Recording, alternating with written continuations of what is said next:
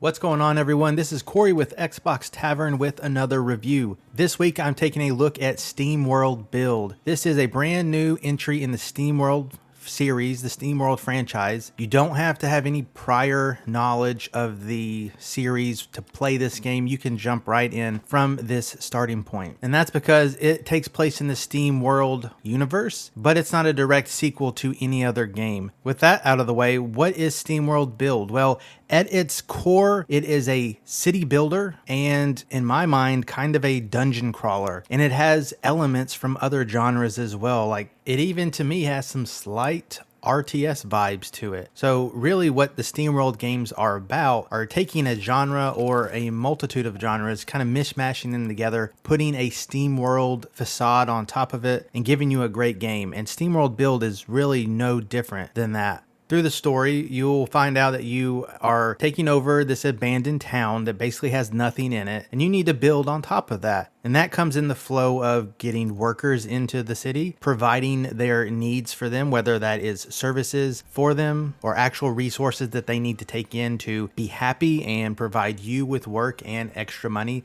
to keep building your city further and further. Soon enough, you find out that you need to escape this city from impending doom. And to do that, you need to go down into the mines in order to find some elusive items in order to aid you in that escape. So not only do we have the top part where we are managing the city and using resources to then create other resources, we have to go into the mines to find these pieces. But in the mines will give us the opportunity to farm additional resources that not only are needed above ground, but are also needed in the processes to make other stuff above ground for your citizens. Now, if it sounds complicated, it's really not. They do a very good job of walking you through the different phases that you will go through in this journey. I think this is a really fabulous entry point into city building games if you are looking to get into them, because it's not too complex, but it's not too easy either. You always feel like you are progressing, and it's never too painful or punishing if you kind of get off course.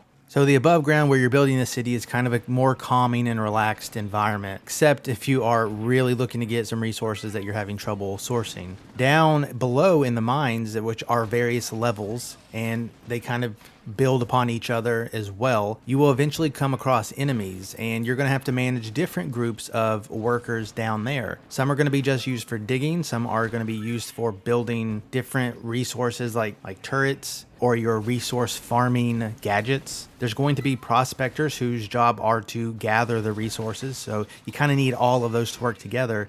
And then eventually you will come across enemies, and there are special types of citizens that you're going to recruit down in the mines called guards that are going to help deal with those so your other workers can continue to do their job. So your city and your resources can continue to grow.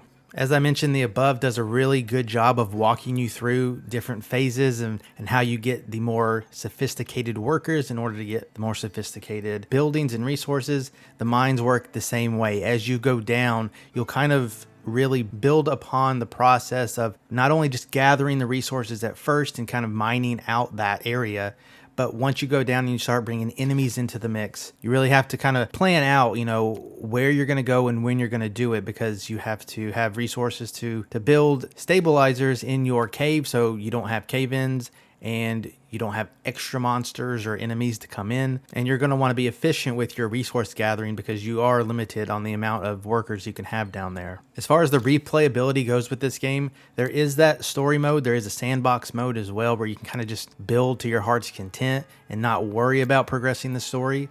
But you do get to pick from a handful of different locations in order to do this game in. And they have their own benefits, because when you complete the story, which you don't have to, go through all the prompts of the story each time, you can kind of skip that. But when you complete each location, you get a perk that allows your life to be easier in another playthrough.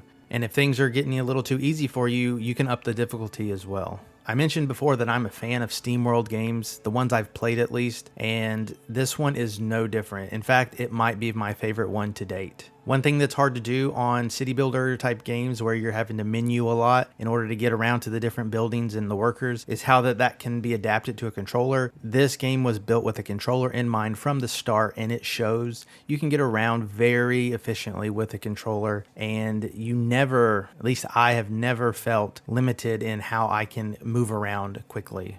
But yeah, I have so many good things to say about this game and very little negative opinions about it. I think it's a fantastic entry point into kind of the city building genre, but with the other mishmashes that they give you, I think it really increases the fun value. I really like that there's a story, so there is an end point, which you don't get a lot in city building type games.